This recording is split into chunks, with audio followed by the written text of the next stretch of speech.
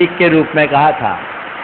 धूप गंध है और गंध को तो जैसे धूप अग्नि में हम खेते उसकी सुगंध फैलती है, इसी तरह हमारे अंदर के जब विकार जलते हैं कर्म रूप, तो हमारे सद्गुणों की सुगंध फूटती है। तो हे भगवान, गुणों की गंध मुझे पता नहीं, हमने तो जिस शास्त्र गंध के रूप में जाना और माना वो मेरे पास ये सुगंधित धूप है। ये सुगंधित धूप मैं आज आपके समक्ष अग्नि में खे रहा हूं, और अग्नि में खेने से जैसे इसकी सुगंध सारे तरफ फैल रही है, भगवान आपके चरणों में आने के बाद मेरे अंदर ऐसी शक्ति है कि मेरे कर्म मेरे विवेक ज्ञान की अग्नि में जले और मेरे सद्ज्ञान का प्रतिगुण और मेरे सद्गुणों की सुगंध सारे लोक में फैले। इसी भाव के साथ भगवान के चरणों में धूप खेया जाता है। रवि जी गायकवाड़। नमस्ते महाराज जी, नमस्ते महाराज जी। मेरा प्रश्न है, ऊपर ऊपर के इंद्रियों के सभी वैभव बढ़ते चले जाते हैं, फिर भी सौधर्म इंद्र का ही पंचकरण में क्यों प्रमुखता मिलती है? देखो, सौधर्म इंद्र स्वर्ग का सीईओ है। आप लोग कारपोरेट सेक्टर को जानते होंगे। कारपोरेट में टॉप पर कौन रहता है? डायरेक्टर और उससे ऊपर प्रेसिडेंट, यही होता है ना। लेकिन काम कौन करता है? काम कौन करता है? सीईओ। समझ गए? तो एक्टिंग रोल किसका होता है? सीईओ का होता है। तो स्वर्ग में सौधर्म इंद्र को सीईओ के रूप में डिप्यूट कर दिया गया है, इसलिए सारी व्यवस्थाएं उसके हाथों में रहती है। पर यह मत समझना कि ऊपर के इंद्रों का महत्व कम होता है। महत्व तो ऊपर के इंद्रों का ही होता है, क्योंकि सौधर्म इंद्र को भी उन्हें सैल्यूट करना पड़ता है। समझ गए?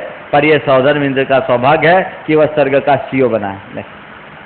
जलगांव सौरभ जैन, महाराष्ट्र।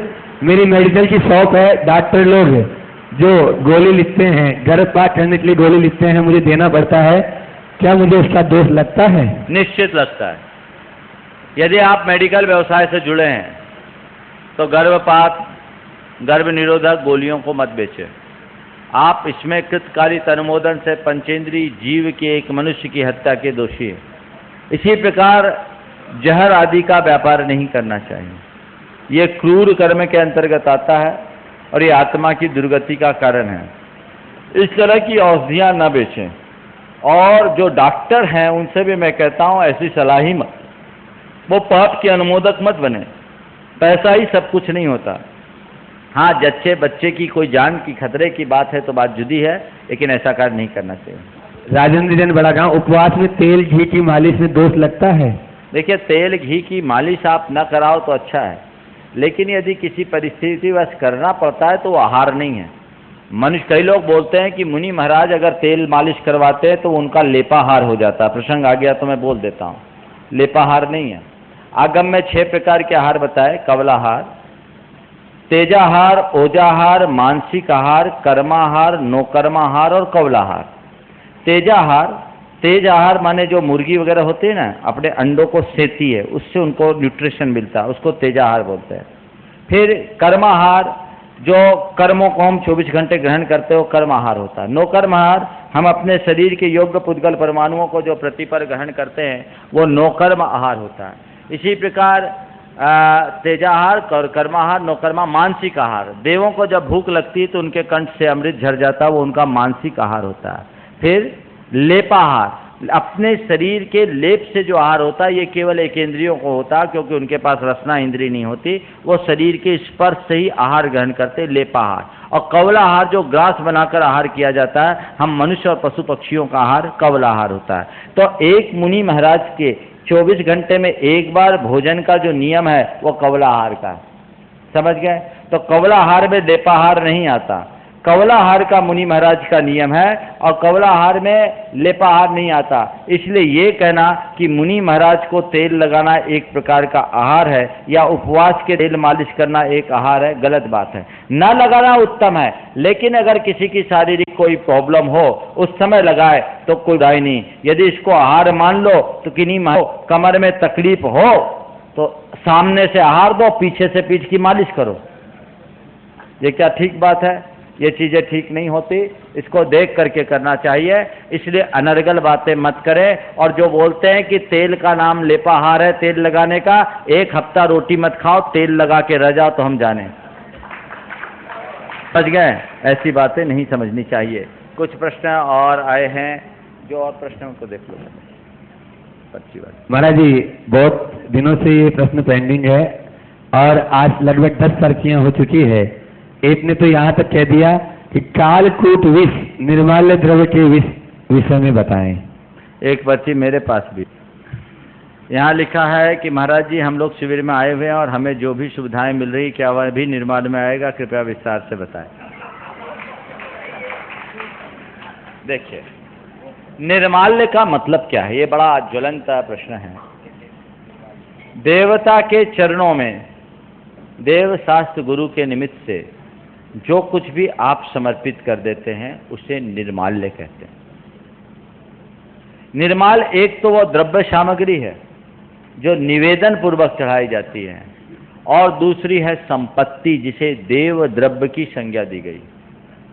देवता के लिए निवेदित और अनिवेदित कोई भी संपत्ति का अगर आप उपभोग करते हैं तो निर्माल्य के सेवन का अधिकता है, और यह निर्माल्य सेवन का पाप महापाप माना गया है, महान पाप। इसका परिणाम बहुत खतरनाक होता है।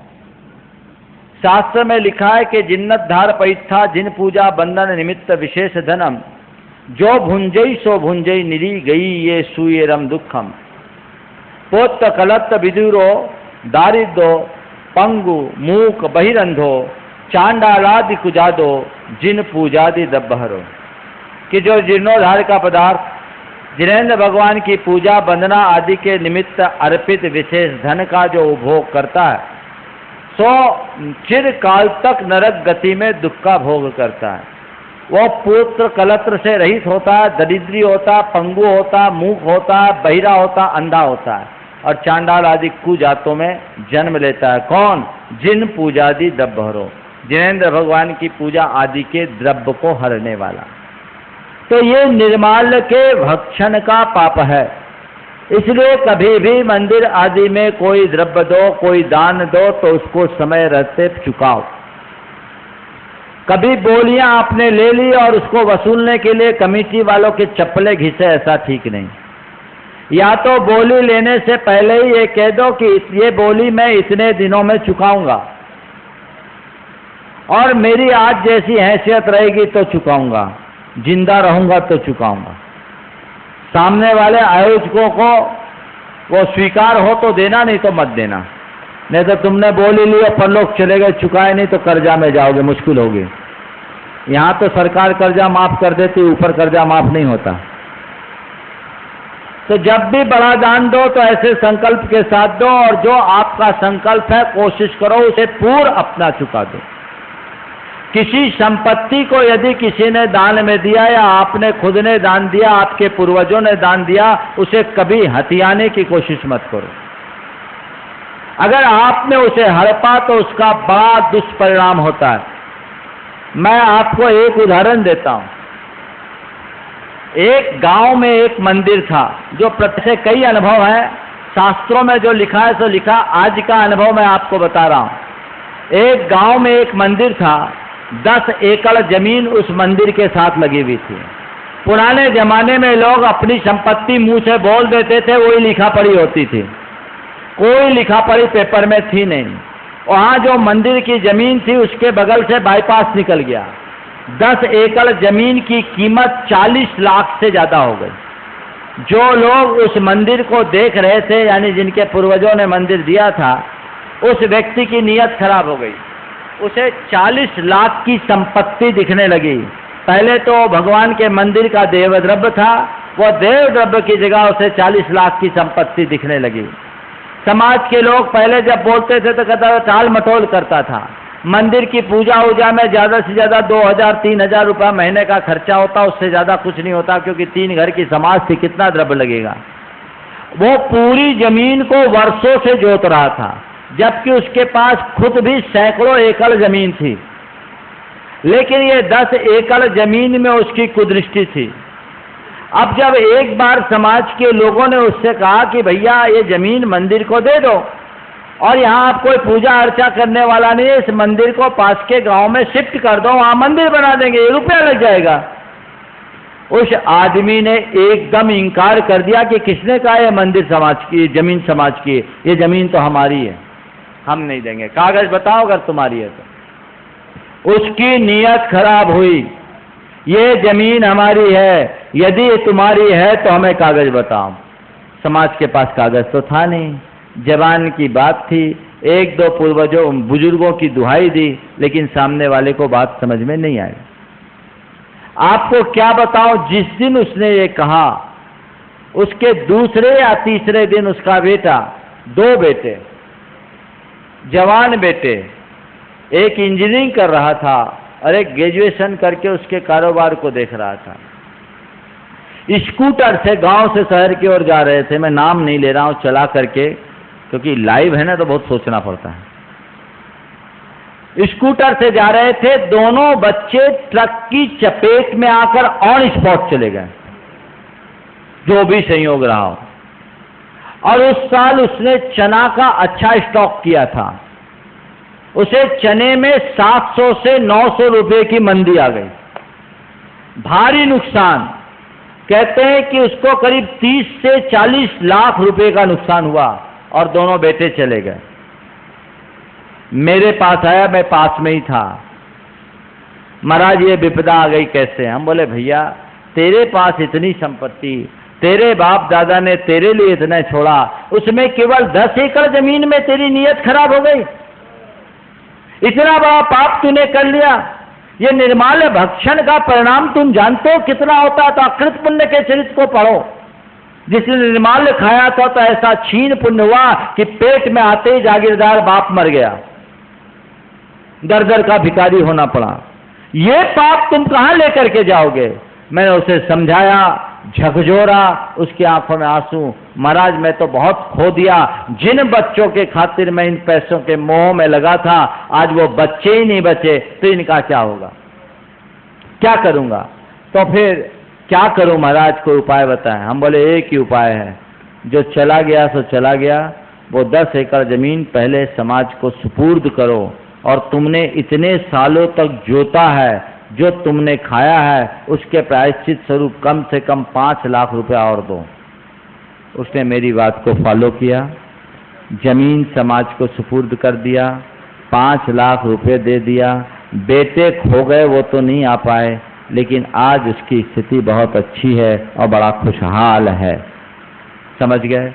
निर्वाल के भक्ष का ये पाप तुरंत भी उदय में आ सकता है। कई लोग हैं जो मंदिरों के भवन भूमियों को हड़पे हुए हैं, ये चीजें ठीक नहीं है, ऐसा कभी मत करना। बड़े बड़े मंदिर के 3-3, 4-4 मंजिल के मकान हैं, उसमें दूसरा किराएदार बैठा रहे जैसे उनके बाप का, ऐसा कभी नहीं करना। इसी संबंधित महाराज जी एक प्रश्न भी था, उसमें जो बोली बोल रहे हैं और जो बोली अधिक वाले की छूट रही, तो क्या कम बोली वाले का निर्माल्य हो जाएगा? नहीं, बोली की एक परंपरा है, आपने ट्रायल लिया है, निर्माल्य हो ये कोई जरूरी नहीं। लेकिन एक घटना सुनाता आपको। इसी सम्मेद शिखर जी में नंदीश्वर द्वीप के कलशारोहण का कार्यक्रम था। 1967-68 के आसपास की घटना है, तब मेरा जन्म भी शायद नहीं हुआ था, लेकिन वो घटना मैंने पढ़ी और कुछ बुजुर्गों से सुनी भी। कलशारोहण के लिए बोली लगाई गई। पहली बोली साहू शांति प्रसाद जी की ओर से 51,000 की हुई। तभी कलकत्ता के एक सुगम चंद जी पांड्या, देखो तेजराज जी, उन्होंने उस बोली को 61,000 कर दिया। बोली बढ़ते बढ़ते 1,11,000 रुपये में साहू शांति प्रसाद जी के नाम पर टूटी। आवाज तो आ रही है आप लोगों को? ये आपका फल है। जब धरती तप कर फटती है तो ऊपर से होती है। इतने लोग व्रत उपवास कर रहे हैं सम्मेद शिखर जी में आकर, तो प्रकृति भी आपका स्वागत तो करेगी ही ना करेगी, इसमें क्या बात है। तो मैं आपसे कह रहा था, बोली 1,11,000 रुपए में साहू शांति प्रसाद जी के नाम टूटी। उसी क्षण शुभम चंद जी आए और 1,01,000 रुपए का चेक आयोजकों को थमा दिए। लोगों को बड़ा आश्चर्य हुआ। उन्होंने कहा ये क्या? बोले मैं बोली बढ़ाने के लिए नहीं आया था, मेरी इच्छा थी कि 1,01,000 रुपए तक में मुझे अवसर मिलेगा तो आज मैं कलश चढ़ाऊंगा, मुझे 1,01,000 रुपया मंदिर को देना है। तो लोगों ने कहा, उनका स्वागत करना चाहा। बोला नहीं, दान के मूल्य पर मैं अपना सम्मान नहीं कराऊंगा, दान के मूल्य पर मैं अपना सम्मान नहीं कराऊंगा, अन्यथा वो सौदा हो जाएगा। उनने स्वागत करने से इनकार कर दिया। साहू जी ने कहा आप ही कलश चढ़ा दो। बोला नहीं, समाज की मान्य परंपरा के अनुसार बोली आपके नाम पर टूटी है तो कलश चढ़ाने के अधिकारी तो आप ही हैं।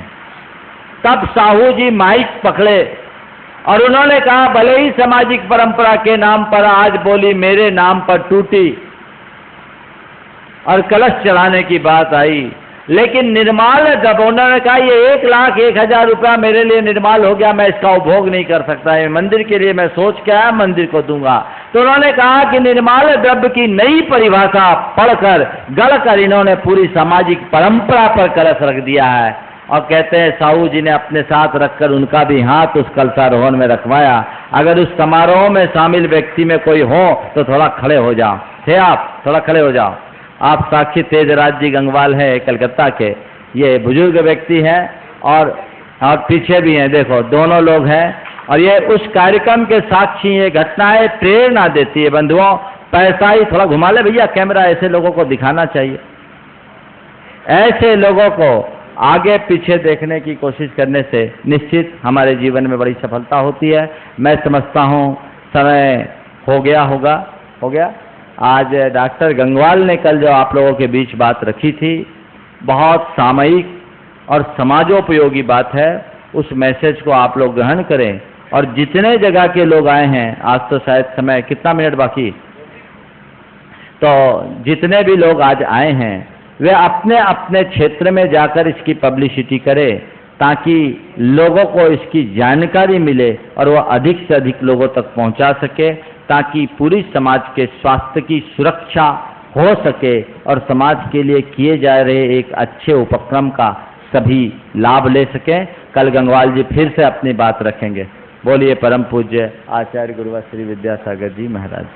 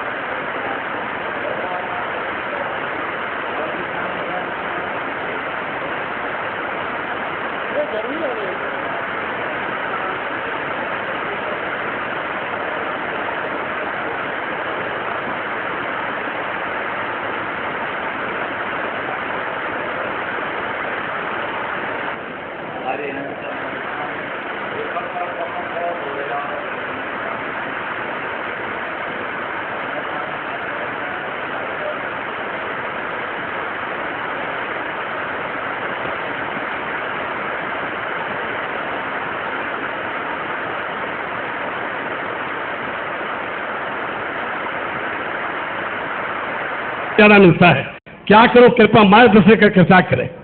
देखिए, समाज सेवा का कार्य एक बहुत बड़ा व्रत होता है और जो भी लोग समाज सेवा के कार्य में आगे आना चाहते हैं वो इस बात को समझ करके चले कि समाज सेवा के कार्य में जीते जी श्रेय नहीं मिलता, मरने के बाद प्रशंसा होती है। जिसके मन में इतना धैर्य हो वो समाज सेवा के क्षेत्र में आगे आए, नहीं तो अपना घर बैठे।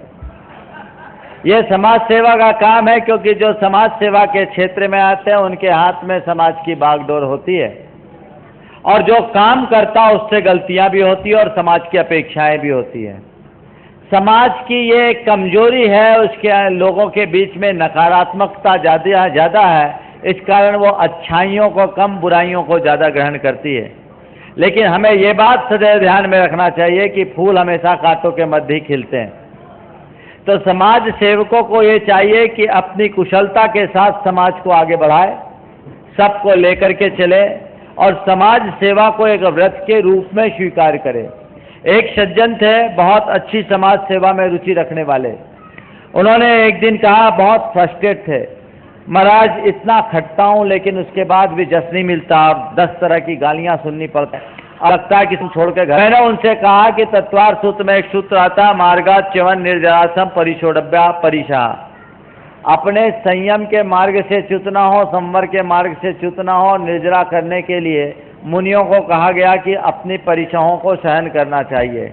हमने कहा हम मुनि लोगों के लिए भी 22 परीक्षा हैं, वो इसलिए हमें सहन करना है कि हम अपने मार्ग से च्युत न हो जाएं। तो हमारे 22 परीक्षा हैं, तुम्हारे लिए यही परीक्षा, निंदा परीक्षा, आलोचना परीक्षा, प्रत्यालोचना परीक्षा, इनको सहन करो और अपने मार्ग में डटे रहो, तभी समाज सेवा में आगे बढ़ सकते हो। और निश्चित रूप से समाज को चाहिए कि जो लोग समाज सेवा के क्षेत्र में आगे आते हैं वे उनकी सराहना करें। वो अपना तन लगाते हैं, मन लगाते हैं, धन लगाते हैं, उसके बाद भी आपसे मिलता क्या है? अगर ऐसी सोच नहीं मिलेगी तो समाज सेवा के क्षेत्र में आगे बढ़ने वाले लोगों की दिनों दिन कमी होते जाएगी। हमें ऐसे लोगों को आगे बढ़ाना चाहिए। एक बार की बात है, आचार्य महाराज ने एक बहुत गहरी बात कही। एक बड़े दानदाता ने किसी संस्थान में 20 लाख रुपया का दान किया, 22 लाख रुपया का, वहाँ की भोजनशाला के लिए। किसी ने उस दातार को भड़का दिया कि वहाँ की व्यवस्थाएं ठीक नहीं है, इसलिए आप उनको रुपया मत दो। उन्होंने 3 महीने का 1% के हिसाब से 66,000 ब्याज दे दिया। आचार्य महाराज उस समय महुआ जी में थे। जब 66,000 की राशि ब्याज के रूप में आयोजकों को दी गई तो जो आयोजक थे वो गुरु चरणों में पहुंचे कि गुरुदेव, आपके चरणों में अमुक व्यक्ति ने इतनी राशि की दान की घोषणा की थी, अब वो दान न देकर उसका ब्याज दे रहे, क्या करूं? आचार्य गुरुदेव ने जो बात कही वो कार्यकर्ताओं के प्रति, समाज सेवकों के प्रति उनकी दृष्टि को अभिव्यक्त करती है। उन्होंने कहा कि जिन लोगों को हमारे कार्यकर्ताओं पर विश्वास नहीं, उनका दान स्वीकार करने की जरूरत नहीं। जिन्हें हमारे कार्यकर्ताओं पर विश्वास नहीं, उनका दान स्वीकारने की जरूरत नहीं। दातार बहुत मिलते हैं, कार्यकर्ता नहीं। समझ गए? तो इसलिए कार्यकर्ताओं का सत्कार करो। और जो समाज के कार्यकर्ता है, समाज सेवा में आने वाले हैं, वो समाज सेवा को अपनी बपौती न माने। ये भी एक कमजोरी है। बपौती मान के बैठ जाते हैं, किसी दूसरे को मौका ही नहीं देते, इसलिए भी आलोचना प्रत्यालोचना का शिकार बनना पड़ता है। बपौती न माने और समाज सेवा का कार्य विशुद्ध मन से करें, राजनीतिक भावना से ग्रसित होकर न करें। समाज सेवा में अपने मन में वैसी ही पवित्रता है। मैं समझता हूं इसमें इतना कहना पर्याप्त है। नेक्स्ट।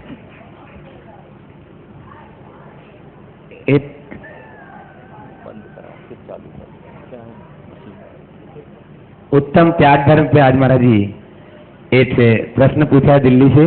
मेरे पिताजी संपन्न हैं, कारोबार भी अच्छा है, उनके दान के भाव नहीं होते, कृपा के कोई उपाय बताएं। मेरी गुणायतन से जुड़ने की इच्छा भी है, आप ही बताएं कि कैसे मैं दान कर सकता हूं। सबसे अच्छा है कि उनको हमारे प्रवचन में ले आओ। दान देने के नहीं तो मांगने के भाव तो हो ही जाएंगे। बंधुओं, दान देने के लिए भी बहुत पुण्य चाहिए। कई जीव ऐसे होते हैं जिनके ऐसे दानांतराय कर्म का उदय होता है कि भाव ही नहीं होते। पैसा वाला दान नहीं कर पाता, दिल वाला दान करता। और एक बात बताऊं, कंजूस आदमी बहुत खतरनाक होता है और वो बहुत बड़ा दानी होता है। ज्ञान सागर जी महाराज ने लिखा कि कंजूस से बड़ा दानी इस संसार में कोई दूसरा नहीं होता, क्योंकि वो अपनी सारी संपत्ति को बिना हाथ लगाए छोड़ जाता है। दानी तो हाथ से देता है। उन्हें अपने जीवन की वास्तविकता का बोध कराए और उन्हें इस बात का एहसास कराए कि आपके द्वारा जोड़ी हुई संपत्ति ना आपके काम में आने वाली है ना हमारे काम में आने वाली है। आप अपने हाथ से उसका सदव्यय कर लोगे तो आपका उद्धार है, अन्यथा सब बेकार है। संपत्ति मात्र जोड़ने से जीवन का कल्याण नहीं होता, इसलिए संपत्ति का सदुपयोग करो। और एक बात और कहता हूँ, कंजूस बनने के लिए भले बहुत पैसों की जरूरत है, पर उदार बनने के लिए तो केवल विशाल हृदय की जरूरत है। उनका हृदय विशाल होने के लिए भावना भाव उनको दिखाओ। ये बताओ कि एक दिन तुम्हारी आखिरी सांस चले जाएगी तो तुम्हारी संपत्ति का क्या होगा, जिस दिन तुम्हारे प्राण निकल जाएंगे तो तुम्हारी संपत्ति का क्या होगा, फिर कुछ नहीं होगा, सब मुंह ताकते रह जाओगे। इसलिए धन वैभव का ज्यादा व्यामोह करने की जगह आत्म वैभव का परिचय पाने की कोशिश करो। उनके अंदर जिस दिन ऐसी भावना हो जाए तो सारा काम हो जाएगा। और मैं तो ये कहता हूँ, यहाँ ले आओ, नहीं तो 2-4 दिन शंका समाधान अटेंड करवा लो, काम तो उसका हो ही जाएगा। दान के भाव मन में जरूर जगाना चाहिए, नहीं तो जीवन में दुर्गति निश्चित है। नेक्स्ट। महाराज श्री जैन धर्म क्षेत्र का विकास और विस्तार हो रहा है, लेकिन जैनियों की जनसंख्या कम होती जा रही है। इससे भविष्य में क्या होगा? आदिनाथ कॉलोनी, कुशपाल साहब, प्रतापपुर, बांसवाड़ा। देखिए, बहुत ज्वलंत प्रश्न है यह। देश भर के सारे जैनियों के लिए चिंतन का प्रश्न है, इसलिए कि हम जैन समाज की जनसंख्या पर जब विचार करते हैं तो हमारे पास जो डाटा उपलब्ध है उसके अनुसार अमोघ वर्ष के काल में 9वीं-10वीं शताब्दी में जैनियों की आबादी 25 करोड़ थी। कुमारपाल के काल में घटकर 10 करोड़ हो गई। इसके पहले गुप्त और चालुक्य गुप्त काल तक, गुप्तोत्तर काल तक भारत में 80% लोग जैन रहा करते थे। अमोघ वर्ष में भारत में जैनियों की आबादी 25 करोड़, कुमारपाल के काल में घटकर 200 साल में 11वीं शताब्दी में आकर के 10 करोड़ बची, और सम्राट अकबर के काल में वही 4 करोड़ बची। अविभाजित भारत काल में जैनियों की स्वतंत्रता के टाइम में जब भारत अखंड था तो जैनियों की आबादी 2 करोड़, और अभी के सेंसेक्स के अनुसार मात्र 70 लाख। हम सिमटते जा रहे हैं। आज ये बहुत बड़ी जरूरत है कि जैनी लोग जैनियों की सुरक्षा को में लगे, तब जैनत्व तो सुरक्षित होगा। हमारी संख्या के कम होने का कारण क्या है? हमारी जातिवादी मानसिकता, कट्टरवादी सोच, हमारे समाज के लोगों के मन में जो कठमुल्लापन रहा है उसने समाज को तोड़ा है। हमने थोड़ी थोड़ी बातों में जाति बहिष्कार जैसा क्रूर निर्णय लिया और हमारे समाज से एक बहुत बड़ा वर्ग चला गया। गांधी जी, उनके बारे में लिखा गया कि वो मोड़ बनिया थे। उनके यहाँ जैन साधु आहार के लिए आया करते थे, उनका कुल धर्म जैन था, मोड़ बनिया सब जैन होते थे। आज सारे मोड़ बनिया अजैन हो गए। ये घटनाएं घटी हमारी अपनी संकीर्ण मानसिकता के कारण। जैन धर्म यद्यपि अनेकांतवादी, उदार चिंतन और सहिष्णुता का धनी धर्म है, लेकिन जैनियों के अंदर अनेकांत अब चिंतन में बहुत कम दिखाई पड़ता। जातीय कट्टरता, सज्जातित्व आदि के बातों के कारण हमारे लिए बहुत नुकसान हुआ। मैं एक प्रसंग आप सबके सामने रखना चाहता हूं कि हमारी कट्टरता ने जैन समाज को, जैन धर्म को कितना नुकसान पहुंचाया। रामकृष्ण हेगड़े और वीरेंद्र हेगड़े आचार्य विद्यानंदी महाराज के पास अपनी अपनी धर्म पत्नी के साथ दर्शनार्थ गए। रामकृष्ण हेगड़े उस समय कर्नाटक के मुख्यमंत्री होते थे। विद्यानंद जी महाराज ने कहा, आप भी हेगड़े, ये भी हेगड़े। वीरेंद्र जी हेगड़े धर्माधिकारी, जैन धर्म के अनुयायी, और आप वैष्णव धर्म के, इसका कारण क्या? तो हेगड़े जी की धर्म पत्नी ने कहा कि महाराज जी, आज से लगभग 100 वर्ष पूर्व हमारे परिवार में भी जैन धर्म का पालन होता था, लेकिन 100 वर्ष पूर्व हमारे परिवार के किसी सदस्य ने मांसाहार कर लिया, तो उस मांसाहार कर लेने के एवज में हमारे समाज ने हमारे परिवार को बिरादरी से बाहर कर दिया, जाति बहिष्कृत कर दिया। महाराज जी, हमारा परिवार बड़ा प्रभावशाली था और उस कारण उस दिन हमारे साथ 100 परिवार जैन धर्म से विमुख होकर वैष्णव हो गए। तब से हम लोग वैष्णव धर्म का पालन करते हैं और आज भी वर्ष में एक दिन, जिस दिन हम वैष्णव धर्म को अंगीकार किए, उस दिन जैन मंदिर जाते हैं। ये हमारी कट्टरता का नतीजा है। जांघ में घाव होने से जांघ को काटना उचित नहीं, घाव को ठीक करना है। हमारा धर्म कहता है मत ठुकराओ, गले लगाओ, धर्म सिखाओ। अपने गले लगाओ, पापी से घृणा मत करो, पाप से घृणा करो। चिकित्सा रोग की जाती है, रोगी की नहीं। आजकल लोग उल्टा कर रहे हैं। हमारी धार्मिक संकीर्णता ने हमारे समाज को बहुत पीछे कर दिया। इस पे हमें ध्यान रखना चाहिए। और ये कट्टरता तथाकथित धार्मिकों में ज्यादा आती है। हमारा साधु समाज भी इसमें कम लिप्त नहीं है। अभी मैं कोलकाता में था। कोलकाता में 2000 अग्रवाल परिवार वैष्णव हो गए, जिन्होंने जैन धर्म के विकास में अग्रणी भूमिका रखी। कोलकाता के सारे मंदिर, एक दो जो नए मंदिर बने इनको छोड़कर, बड़ा मंदिर, पुरानी वाली मंदिर, बेरगछिया मंदिर, नया मंदिर, बालिका मंदिर, जितने भी मंदिर वहां के हैं सब अग्रवाल भाइयों के द्वारा बनाए गए। लेकिन वे सारे मंदिर बनाने वालों के घर में आज नमोकार जपने वाला कोई नहीं। ऐसी भावना मेरे पास आए थे डीपी पोद्दार, वहां के चार्टर्ड अकाउंटेंट, एक ख्यातनामा चार्टर्ड अकाउंटेंट। उनके दादाजी ने पुरानी बालिका मंदिर बनाया था। और क्यों बनाया कि दादाजी ने घर बनाया तो उनके मन में यह भावना हुई कि घर बनाने में घोर हिंसा हुई, उसके प्रायश्चित के लिए मंदिर बना दो। ऐसी ऊंची सोच रखने वाले लोग। आज उनके घर में नमोकार जपने वाला कोई नहीं। क्यों? क्योंकि हमारे यहाँ जाति व्यवस्था को प्रधानता दी गई, धर्म को गौण, सज्जातित्व का ढोल पीटते हुए अग्रवाल हैं तो उनका अग्रवाल से ही विवाह होगा, चाहे वो वैष्णव क्यों ना हो। तो वैष्णवों में बेटी व्यवहार होने के कारण जैनियों से बेटी व्यवहार रुक गया और वो जिनके साथ बेटी व्यवहार हुआ उसी में ढल गए। आज 2000 परिवार वैष्णव हो गए।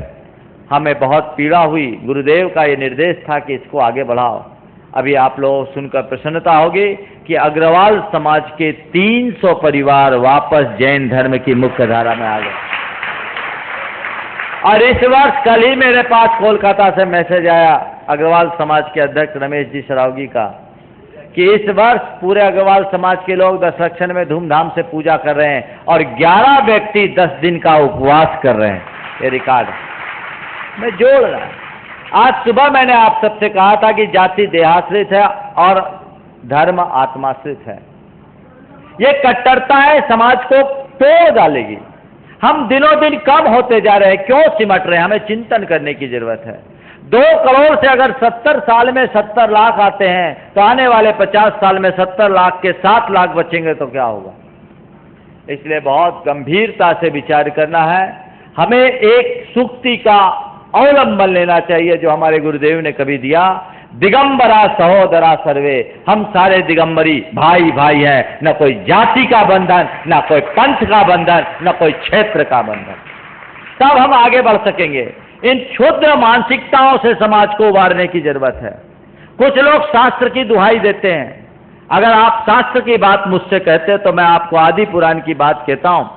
आदि पुराण में शुद्रा शुद्रेण बोढ़ब्दा करके 3 कारिकाएं आती है। उसके अनुसार ब्राह्मण, क्षत्रिय, वैश्य और शूद्र चारों की कन्याएं ले सकता है, पर देगा ब्राह्मण को। क्षत्रिय, वैश्य और शूद्र तीनों की कन्याएं ले सकता है, देगा क्षत्रिय और वैश्य को, क्षत्रिय और ब्राह्मण को। वैश्य और शूद्र की कन्या ले सकता है, पर देगा तो ब्राह्मण, क्षत्रिय, वैश्य को, और शूद्र को ही देगा।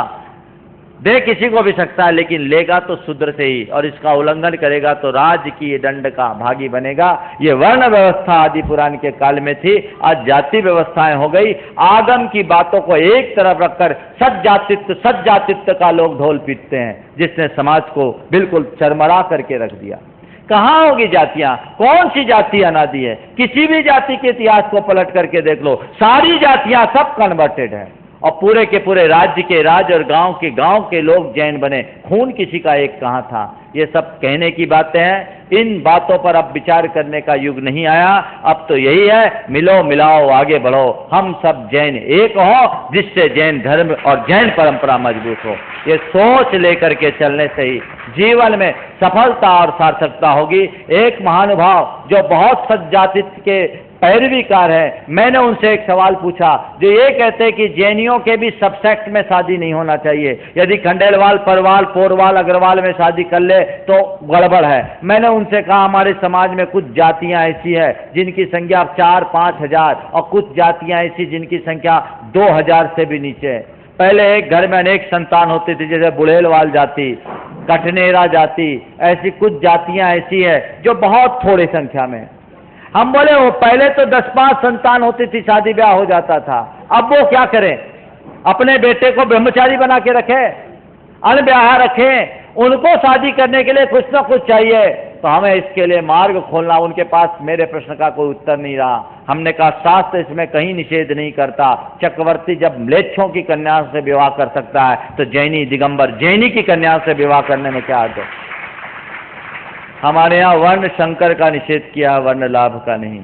इसलिए इस पर बहुत गंभीरता से विचारना चाहिए और जैनी जैन से संबंध करे तो इसमें कोई बात नहीं। एक प्रश्न मेरे पास और आया था कि किसी का लड़का यदि कोई अजैन बहू को ले आए तो उनके माँ बाप को लोग अभिषेक पूजन करने दे या न दे। देखो एक ऐसी समस्या हो गई, माँ बाप का अब कुछ नहीं चलता। बच्चे अगर खुद इस तरह के अफेयर करते हैं तो दोष उस बच्चे का है, माँ बाप का नहीं। माँ बाप को हमारे संघ की संहिता के अनुसार भगवान का अभिषेक देने और आहार देने का कोई निषेध नहीं है। हमें उन्हें समझाना चाहिए और उन बच्चों को भी सिर पर मत चढ़ाओ पर पांव से भी मत कुचलो। अगर तुम्हारा बेटा गलती कर दिया तो इसका यह उपाय नहीं है कि तुम उस बेटे को घर से बाहर निकाल दो। मैं आपको एक घटना सुनाता हूं, वो दर्द मैंने झेला। एक व्यक्ति आज से लगभग 60 साल पहले एक वैष्णव महिला से, अग्रवाल महिला से विवाह कर लिया था, जैन। समाज के लोगों ने उसे घर से निकाल दिया, परिवार से निकाल दिया। वो शहर से दूर 3 किलोमीटर दूर रहने लगे। संयोग ऐसा कि उनकी धर्मपत्नी की मृत्यु हो गई। धर्मपत्नी की मृत्यु हुई, उनके 3 बेटे, एक बेटी थी। बेटी की शादी हुई, तीनों बेटे छोटे थे। धर्मपत्नी की मृत्यु होने के साल भर बाद उनकी भी मृत्यु हो गई। इधर उनके खानदान से उनका कोई संबंध नहीं। एक बहन की शादी हुई, अब वो दोनों तरफ से चले गए, मायके से, नानिहाल पक्ष से और अपने दादा के पक्ष से, दोनों तरफ से चले गए। मैं आपको झारखंड की घटना बता रहा हूँ, इतिहास नाम स्थान का नहीं बता रहा हूँ। 22 वर्षों बाद जब मैं इधर लौट कर आया, एक दिन चर्चा में मैंने पूछा उनका क्या हुआ, तो बताया महाराज उनके 3 बेटे थे, तीनों मुसलमान हो गए, जैन से मुसलमान। इसमें दोष उनका नहीं, दोष हमारी सामाजिक व्यवस्था का है। अगर उनके बाप ने गलती की थी तो बेटों का क्या दोष था? हमारे लिए चाहिए था कि हम उन बच्चों को अपनाते, गले लगाते, धर्म सिखाते और जैन धर्म को आगे बढ़ाते। ये ऐसे एक नहीं अनेक उदाहरण हैं। तो हमें इस तरह के गलतियों को अब दोहराने की जरूरत नहीं है। कोई कितनी शास्त्र की दुहाई पीटे या कुछ करे, अब ये सब बातें अप्रासंगिक है और शास्त्र ऐसी बातों की अनुमोदना नहीं करते। मैं भी शास्त्र पढ़ा हूं। ये आग्रह का आरोपण है, पंथ का आरोपण है, धर्म का नहीं। मेरी बातों से किन्हीं को असहमति होगी तो हो, मुझे उसकी चिंता नहीं। मुझे आने वाले पंचम काल के आखिरी समय तक जिन शासन की ध्वजा पताका लहराने की चिंता है। और तुम्हारे इन दकियानूसी विचारधारा से जैन शासन आगे नहीं बढ़ेगा। तुम छूटते जाओगे, कम होते जाओगे। आगे बढ़ो। हमें ऐसा उपाय सोचना चाहिए जिससे हमारी समाज बढ़े। समाज बढ़ाने का 2 ही उपाय है, या तो संतति बढ़ाओ या जैन को जैन बनाओ। तुम दोनों नहीं कर सकते। संतति बढ़ा नहीं सकते, सब बुद्धिजीवी 2 ही भारी पड़ते। अब तो एक में ही संतोष करने लगे। अजैन को जैन बनाने की उदारता तुम्हारे पास नहीं है तो कम से कम जैनी को तो जैन बनने दो और चले जाओगे। तो ये बातें हैं। देहाश्रित जाति की महत्ता मत दीजिए, जाति को महत्व मत दीजिए। आत्माश्रित धर्म की रक्षा कीजिए। न धर्मो धार्मिक एर बिना। मेरे पास 2, 3, 4 प्रश्न हैं, अभी रुको। एक दुबई से पूछा है कि ये मेरे पास प्रश्न इसलिए आया कि यहाँ रोज रोज प्रश्न आ रहा था लेकिन बाईपास हो जाता था। अब उनके पास भी इतना प्रेशर प्रश्नों का कि क्या करे और वो जल्दी से उत्तर नहीं दे पाए, तो मैंने कहा ये प्रश्न मेरे पास ले देना। वो पूछा है, मैं दुबई में इंजीनियर हूँ, माता पिता से लगभग प्रतिदिन बात कर लेता हूँ, मर्यादित हूँ, परंतु गुरुवर आप आचार्य श्री जी से इतनी दूर रहने के बाद कैसे आशीर्वाद प्राप्त करते रहते हैं। अंकित वासल बरेली से, जो दुबई रहता, उसने अपने पिता से ये पूछवाया है।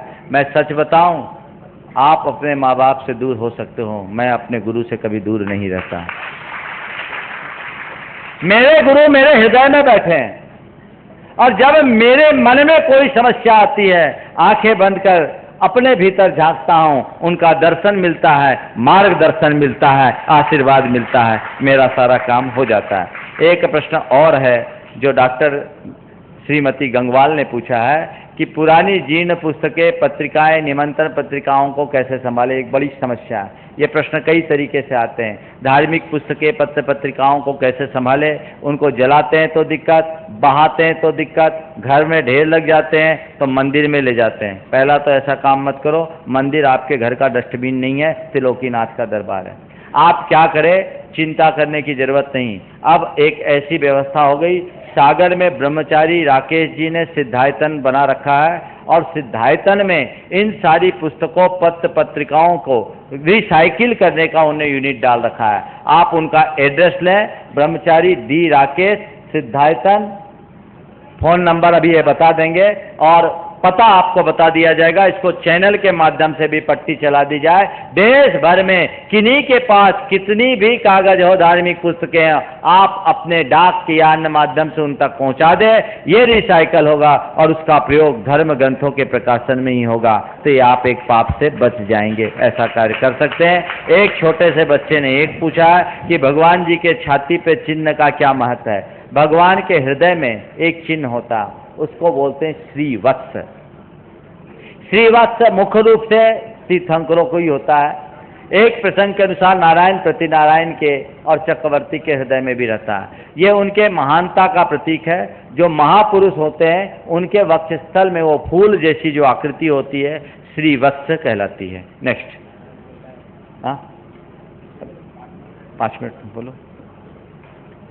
एक प्रश्न और है, इसको पूरा कर लूं, फिर बाकी प्रश्नों को बाद में लेना। द्विदल क्या सिर्फ कच्चे दूध की दही के बेसन में आदि मिलाने से होता है या उबले दूध से नहीं? ये दुर्गापुर से श्रीमती संगीता जैन ने पूछा है। देखिए, द्विदल क्या होता है। किसी भी दलहन, बाकी प्रश्नों को रखो, कल देखेंगे। किसी भी दलहन को अगर आप छाछ दही के साथ मिलाकर उसमें लार का संयोग दें तो उसमें जीवोत्पत्ति हो जाती है। और ये कच्चे दूध की दही हो या पक्के दूध की दही, दोनों में होती है। लार मिलने से उसमें जीव हो जाते हैं। यद्यपि पंडित आसाधर जी ने सागर धर्मामृत में ऐसा लिखा है कि कच्चे दूध दही के साथ ऐसा होता है, पर यह बात ठीक नहीं, क्योंकि कच्चे दूध की दही तो ऐसे ही अभक्ष है। अंतर मुहूर्त के बाद दूध ही अपक्ष हो गया तो 24 घंटे बाद दही कैसे खाएंगे? कच्चे या पक्के दोनों को लेना चाहिए। आयुर्वेद के ग्रंथों में भी यही बात लिखी कि चाहे कच्चे हो, आम हो या पक्का, दोनों प्रकार के दूध से आपको ये लेना चाहिए, दही से लेना चाहिए। ये जो बात है श्वेतांबर मान्यता का अनुसरण करती है। श्वेतांबर ग्रंथों में ऐसा लिखा है कि कच्चे दूध की दही से आप न ले, पक्के दूध की दही से ले सकते हैं। इसी कारण कुछ संघों में भी पक्के दूध की दही के साथ पापड़ वगैरह खाया जाता है, दही वगैरह भी खा लेते हैं, लेकिन ऐसा नहीं करना चाहिए। आचार्य ज्ञान सागर जी महाराज महान विद्वान थे और उन्होंने इसमें एक प्रयोग किया ब्रह्मचारी अवस्था में। और वो प्रयोग में क्या किया, उन्होंने कच्चे और पक्के दोनों दूध के दही में बेसन मिलाया और उसमें थूका। जो तीतर और बटेर पालते हैं ना, वो दूध का बेसन का घोल और उसमें छाछ मिलाते, थूकते हैं, उसमें कीड़े होते हैं, बटेर तीतर उसको निकाल कर खाते हैं। उन्होंने दोनों प्रकार के दूध के दही में छाछ या दही, दूध के दही में बेसन मिलाया और थूका। कच्चे दूध की दही में जल्दी उत्पन्न हो गए और पक्के दूध के दही में थोड़े विलंब से। तो योनि स्थान तो उनका है ही, इसलिए चाहे कच्चे हो या पक्के, दोनों प्रकार के दही से आपको द्विदल मानना चाहिए। आज त्याग धर्म का दिन, बहुत सारे लोगों ने अपनी उदारता का परिचय दिया। भगवान से प्रार्थना करो, हे भगवान, मेरा हृदय इतना उदार और विशाल बने कि मैं कभी किसी के आगे, मेरे सामने यदि किसी का हाथ फैले तो मैं अपना हाथ न खींच सकूं। सदैव देने के लिए मेरा हाथ ऐसा बना रहे। त्याग धर्म की यही सार्थकता है। जिन लोगों ने भी आज दान के भाव बनाए, चाहे उनका नामोल्लेख हो पाया या नहीं हो पाया, ध्यान रखना, दान दिया तुम्हारा उल्लेख हुआ या नहीं हुआ, लेकिन पुण्य का लेख तो तुम्हारे माथे पर लिख ही गया, उसमें सोचने की बात नहीं। क्योंकि समय काफ़ी हो रहा था इसलिए मैंने ब्रेक लिया। फिर भी आज ये एक अच्छा अवसर और उस दान की अनुमोदना करके आप भी कुछ विशिष्ट पुण्य पाएंगे, इसलिए मैं अपने समय में थोड़ी सी कटौती करके आगे की घोषणाओं के लिए कह रहा हूँ। बात केवल इतनी कहना चाहता हूँ, गुणायतन आपका है, आपके लिए है, आपको ही बनाना है, और जितनी मुट्ठी ढीली करोगे उतनी जल्दी ये बनेगा। ये अब आपको तय करना है कि कैसे बनाना है। सम्मेद शिखर आओ तो यहाँ अपना अर्घ जरूर चढ़ाओ। बोलिए परम पूज्य आचार्य गुरुवर श्री विद्यासागर जी महाराज को।